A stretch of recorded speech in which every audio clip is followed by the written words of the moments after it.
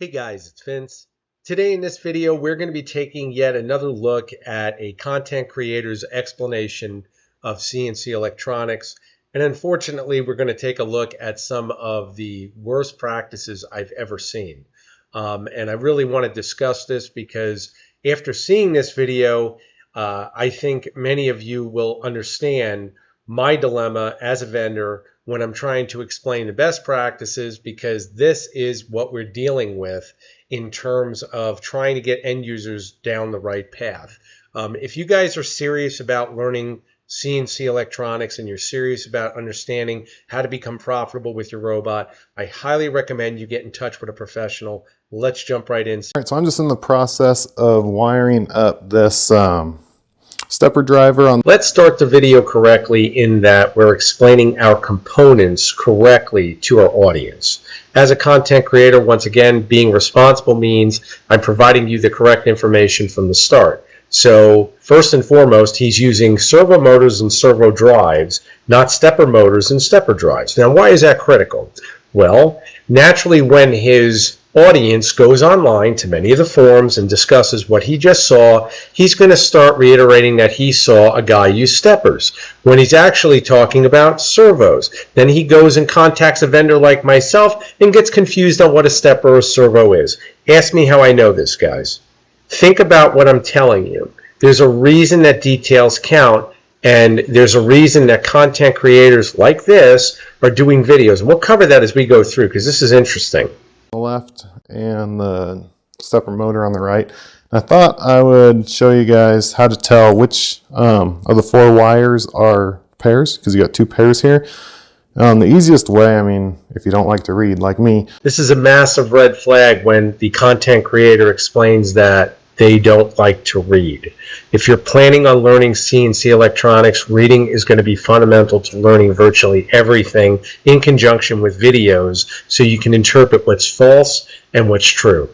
Unfortunately, there's a lot of false information online. You've probably seen that with my channel. And again, we want to make sure you guys are learning the right way, and reading is everything. We've seen a degradation in the US on reading comprehension skills, and I think a lot of that has to do with smartphones and integration of technology and AI, but we need to really practice those fundamentals. It's going to help you tremendously with this craft. Is to turn the motor and feel the normal resistance, and then just start touching wires together. So if I touch those two together and turn it, feels the same. So those two aren't on my pair. These two, doesn't feel any different. This one, oh, ta-da, extremely hard to turn. Green and red are a pair. That means if I touch blue and yellow together, they'll be a pair. Oh, extremely hard to turn. And then if you touch them all together, I don't think you'll be turning that with your bare hands. I actually got a couple steps. Maybe I didn't have all of them touching. Oh, yeah, there it is. I don't understand why he's doing this, as he just purchased these drives and motors and already has a user's manual that openly admits he's too lazy to read it, and therefore he's identifying to his audience how to find a matching coil through resistance created by touching two leads together. This is correct, guys. You can take a servo or stepper's leads, and if you don't have the motor wiring diagram, connect two leads together until you have resistance. Now, I'm going to show you a way to do this with a multimeter, as it really defines an easy way to do it and give you accuracy. What it will not tell you is which way the motor will rotate. We can use a multimeter to find the matching coil sets by looking for continuity. Now, that being said, it's a very straightforward process, and many of you already realize that this is a problem many of you face who are performing retrofits. I go through it constantly, where you want to use your own motors that come with the chassis, but of course the vendor is not going to relinquish how the motor wiring diagram is, and you're basically left in the trenches trying to figure this out. I'm going to turn my 179 right here onto continuity. You can see right now she's looking. If I touch the probes together, you can see we're at 0. So what I've got here, I've got two of my 300-ounce motors, and I've got one of my Rev 3 solderless connectors. So if you guys already have purchased a system from me or are planning on purchasing a system from me, you can see I've already got this connected. The motor's actually all connected. You would do the same. And before you plug this into the system, you'd simply take your multimeter, and being you have the leads and you would just be naturally guessing at which lead does what, you're going to just take your probe and rest it on top of the terminal block, and you can see I've actually found one of the matching coils, which would be red and green. Now, if I was to connect with a probe on another non-matching coil, you'll find that I'm not getting any continuity. There's no tone. If I go over here, still no tone. But once I come over here, you can see my continuity now is 1, and of course I have full tone. If I go to yellow and blue, once again, boom, we've got full tone. If I remove, I have nothing, boom. So once again, if I'm testing the red against the blue lead, nothing. If I go red against the blue, or excuse me, the green against the blue lead, nothing. But as soon as we come and match a red and a green, we know that's a matching coil. So I would naturally write down red and green are a matching coil. Now, do I know if it's A plus or A minus? No, I don't. Do I know if it's B plus or B minus? No, I don't. But I know a matching coil, and as long as I keep those coils matched and actually put these in either an A or a B side, I know that I will not short out my actual drive, and that's the main thing. You can always reverse them once you know the matching coil sets, but this is a very easy method. If you don't know, just connect them into the solderless connector and just use the wiring diagram that I provide you. And all you're going to do is, once you've actually allocated where you want to put them in the terminal block, pending you're using the wiring diagram, we'll just test them then. And you can, once again, this will actually, the terminal block will actually hold the leads in position, and all you're doing is probing the top of the head screw that's locking them down. So that'll tell you right there if you've got a matching coil. And if you don't, you would naturally keep probing until you find the matching coil, and you can then shift the leads around. So that's one method to do. If you don't want to mount the actual solderless connector, let's say you're just taking the motor's bare leads, you can do the same thing, and we can look for it the same way. I'm just holding the leads. I found one.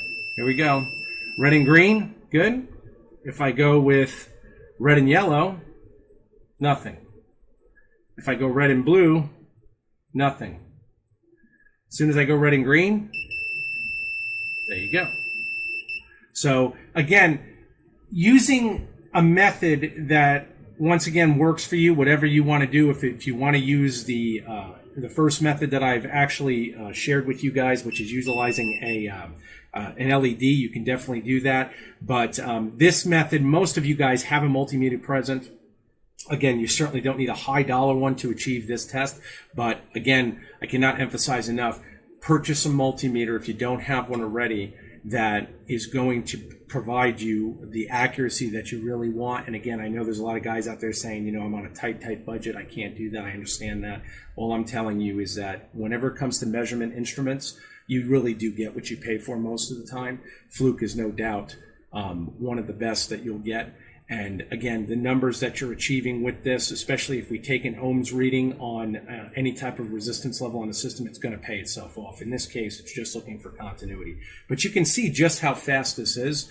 And again, you never then have to risk blowing a drive. So any of my guys out there thinking about a retrofit and thinking, oh, I've got to buy motors. What about my motors? I don't know the wiring diagram. Utilize this method, and you'll definitely find joy if you document, once again, after you've probed, document down whatever matching leads you have, whatever colors they are.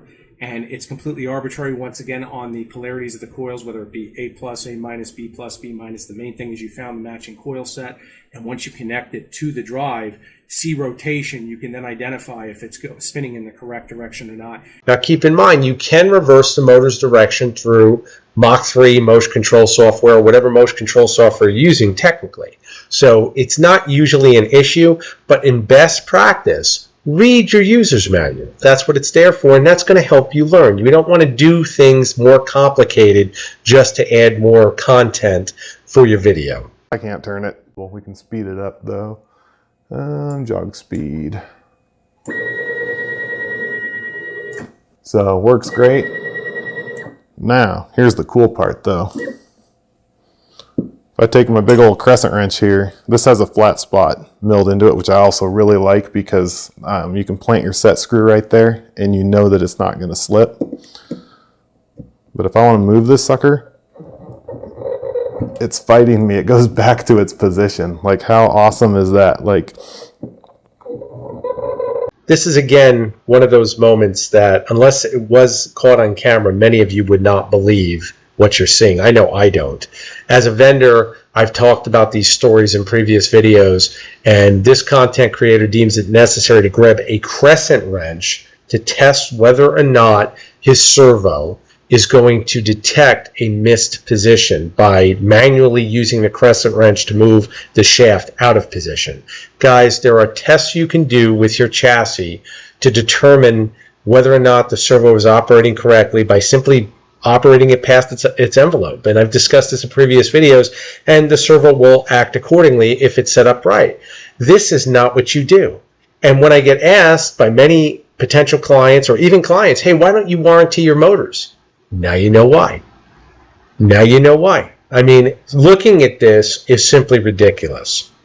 And it is unfortunate at this point, social media hasn't determined a way to vet these type of images or these type of videos for being dispersed to their audience, because a guy watching in the audience may look at this and say, you know what, I could test my motor this way. And believe you me, it does happen. I'm sure it does.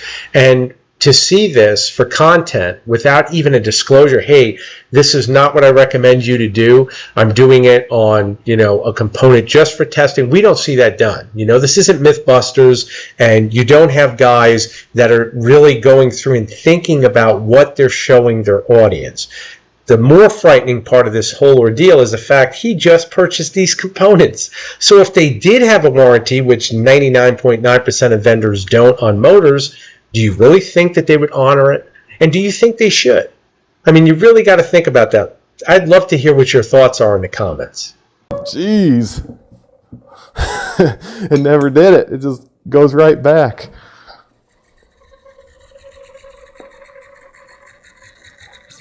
So I'm going to want to figure that out a little more, because I want that to trip the air. I don't want it just to keep fighting. One has to wonder why you would attach the wrench again after you've already seen the results the first time.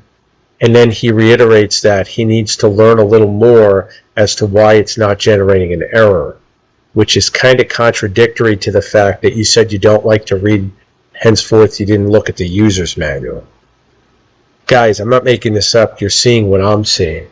And again, these videos are meant to enlighten you as to what you're seeing online. Now, I want you to think of something else. Let's say he does another video, and it's on something of a different topic.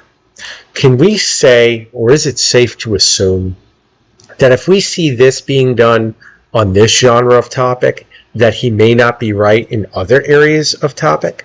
Think about what I'm saying here.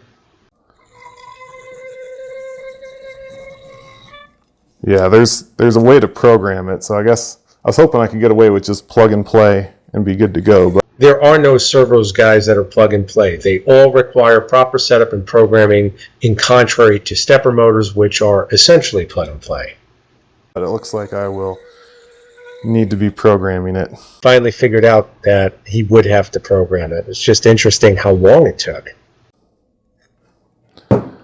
Because I don't want to... because the whole idea is that if you miss steps, if it doesn't want to go up or whatever, it's going to stop and it's going to error out.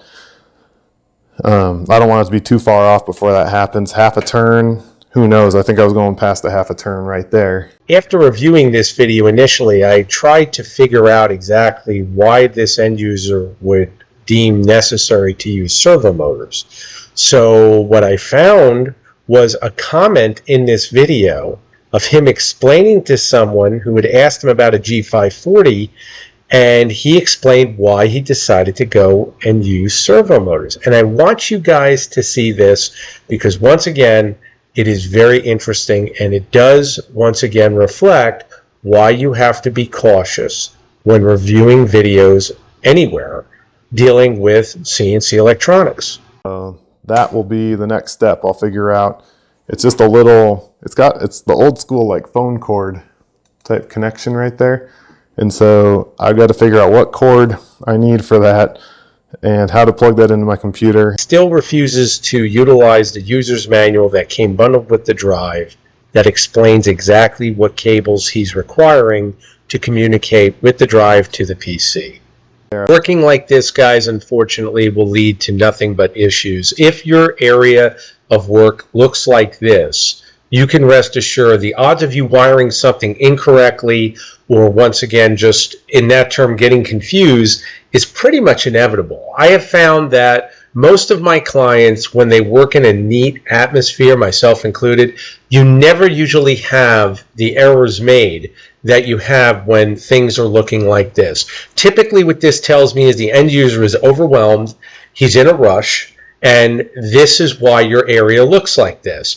And once again, I'm going to state this because it's usually a fact, is that most of the time this carries over into other parts of your work.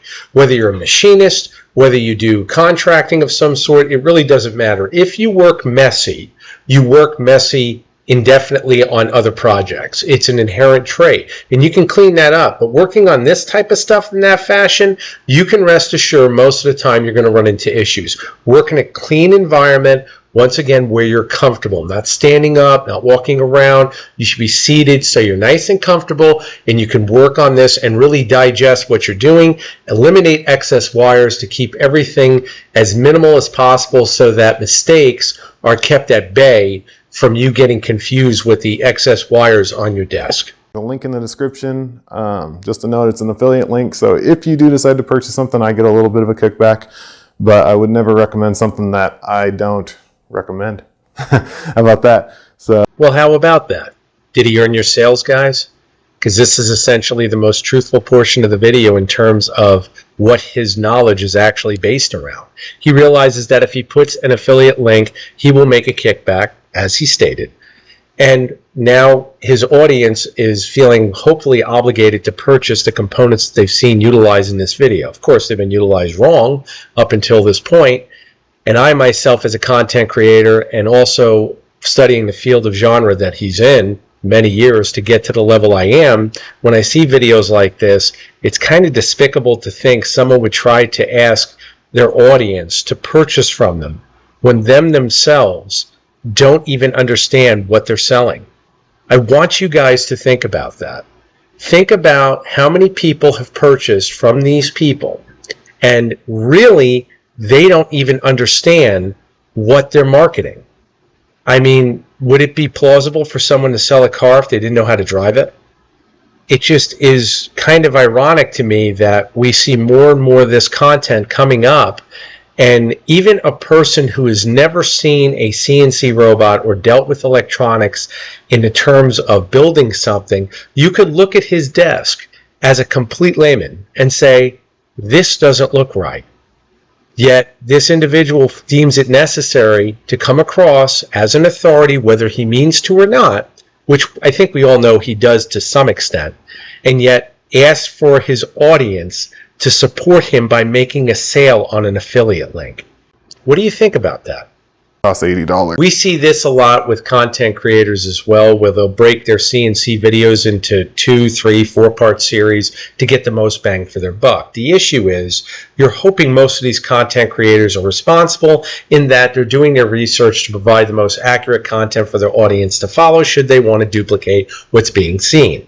That's not the case here, guys. He is painting MDF, which is a flammable substrate. Once again, this is not a speaker box we're creating. He's making his electrical enclosure. Insurance companies have direct problems with this. Should there, God forbid, be a fire in your shop, basement, or home, please be careful on who you're getting your information from. Okay, guys, we can see that he has the components mounted on the MDF board. And basically he's going through and going to give you his explanation. We'll dissect everything that he's saying for accuracy. First and foremost, we already see the power supplies that he's using. He's using 2 power supplies, and I've said this in previous videos. You do not want to use more power supplies than is required. Number one, it's no use in your pocketbook because you're spending more than you have to. And number two, all you really need is a power supply with the correct amount of amperage, as all of your drives are usually going to be the same, meaning if you have 1 axis 2-axis, 3-axis, they're all pulling the same volts, the same amps. All we have to do is extrapolate how many amps is required by those drives to give us the correct size individual power supply to support 1, 2, 3, 4, 5, 6 axis, or however many axis you plan on using. At the very top, I've got my breakout board, and I wanted it to be close to my stepper since they're sending, or my stepper drivers, since it's sending signals back and forth quite a bit. Below that power supply, I wanted that to be close to my drivers because that's what it's powering. And then as I work down, here we've got, this is the treadmill motor controller, a big electric choke. Once again, we see a general overview produced by the content creator. We've seen this in previous videos where they just give you a general overview of all the components that they understand. Now let's discuss some of the most critical components they don't understand that actually attribute to a stable production robot. Double shielded cables must be used on all CNC robots in order to mitigate EMI in both high and low frequencies. We use tin-braided copper around the cable along with mylar foil. Each one is attributed to different frequencies, and the whole idea is that we keep sensitive signals in a Faraday cage situation with proper grounding to dissipate any potential EMI captured. Now, after that, we need a proper ground bus so we can attribute all of those shield drains from those cables to properly dissipate any captured EMI. The other thing we need to do is practice not mounting high amperage components in place of the CNC electronics, namely the drives that are running on sensitive voltages like 5 volts. The lower the voltage, the easier it is to be corrupted when we have signals. So if we're sending our step and direction signals, whether it's a servo or a stepper, again, I hear this going back and forth. I'm reiterating the point in every video. It does not matter if it's a servo or a stepper. You do not want to mount VFDs, treadmill motors, any component drawing high amperage. It could potentially corrupt any of your signals, especially when they're 5 volts. He's got his breakout board, which he mounted very close to his drives. Again, that makes perfect sense because it is a low voltage component. 5 volts is not traveling very far. But once again, if we mount our components around any high amperage devices, we can get corruption through EMI. So guys, trust me on this. You don't want to go through and spend thousands of dollars to actually find out that now you've got to replace all your cables and everything has to basically be started from the ground up. This is what these end users do, and again, they are content creators. They are not professionals, and if you have questions on this, once again, first do your due diligence, check everything I'm saying, and if you still have questions, concerns, let's schedule a consultation. And I've said this to all of my past and potential clients. I guarantee you the money you will save in a consultation with me, it'll easily pay for the consultation. Keep that in mind. Okay guys, that wraps up another video. I want to thank you all for your support. And once again, I keep getting lots of messages regarding these videos in terms of best practice. I will keep doing the videos because it's the easiest way for you guys to visually see what not to do. On top of the fact, it holds these content creators accountable if they're producing videos with inaccurate information. Once again, we as content creators should be responsible for whatever information we're putting out as far as it being accurate for our audience, because we do not know how many of you out there will mimic what you're seeing. Unfortunately, some end users put themselves at risk in many different ways, not just financially, also with their lives, and we have to be cautious of that. So I want to thank everyone for their support. Take care.